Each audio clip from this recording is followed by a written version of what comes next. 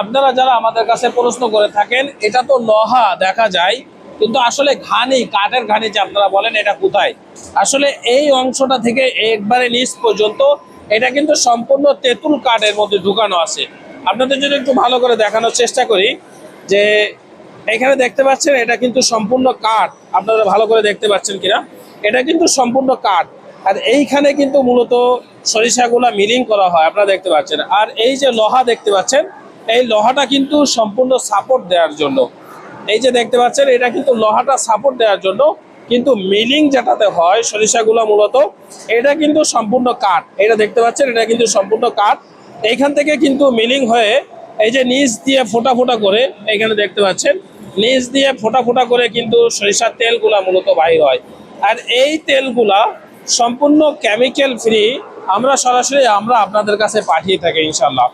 এখানে বিন্দু পরিমাণ কোনো ভেজাল আমরা মিশাই না।